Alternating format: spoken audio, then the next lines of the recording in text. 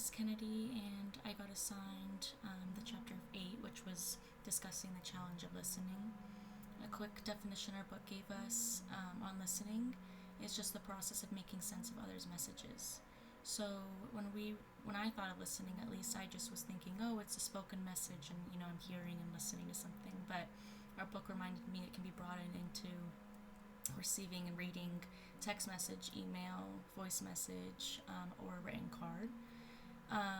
A little study that our book showed us was on the time devoted to communication. I found really interesting. It's from a college, I don't think it mentioned, but 55% of our time is through listening. I didn't phrase that correctly. 55% of our time devoted to communication is done through listening. 11% through writing, it said, 17 reading, and 16 speaking. And this can relate to on the job and real life, and it reiterated that listening is just as important as speaking to maintain healthy relationships. It said our most frequent form of communication was listening, which I guess that study does prove. But yeah, it did elaborate a little bit on hearing versus listening. And hearing is just the sound waves striking our eardrum and cause the vibrations to then be transmitted to the brain. Hearing or listening is when our brain reconstructs these electronic impulses or these things and into representation of the original sound and then gives them meaning to the individual. So we often can hear a lot of things, but we're not really listening. And this was kind of described as mindless listening. They went in to describe mindless listening and then mindful listening. So mindless listening is when we react to others' messages automatically or routinely, like without much mental thought process. Usually this happens if we are maybe distracted, or if we don't really care about that topic or the person we're talking to.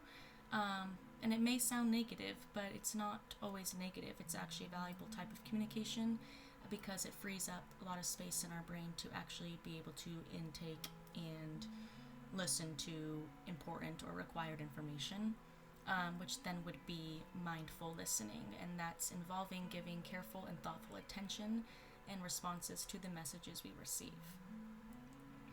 It's kind of impractical to assume our brains listen to everything carefully and thoughtfully.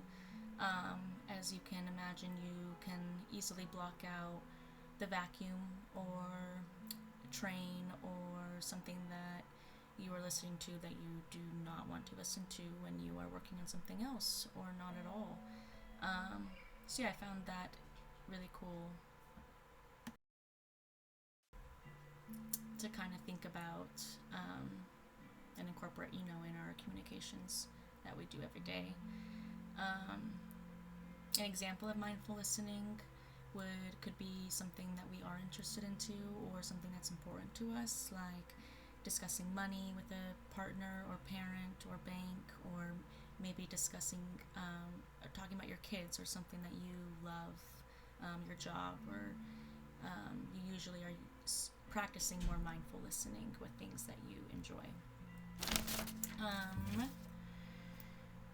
By now, I think we can agree that listening involves more than just sitting there and intaking, or sitting there silently, it kind of involves really intaking all the information and being able to respond correctly. Our book kind of talked about the 5 elements of listening, which involve hearing, and then attending, understanding, responding, and then remembering. Little thing at the end, I don't have much time, but I really wanted to emphasize the value on remembering things about people that you care about, or that you want to care about or build a relationship with. It goes a long way when you listened and do your mindful thinking with that partner, that individual, and really remember what they have said, and that can be very meaningful to an individual and help you build successful relationships. So I hope that was informative and a little bit fun information on listening. Hope you enjoyed.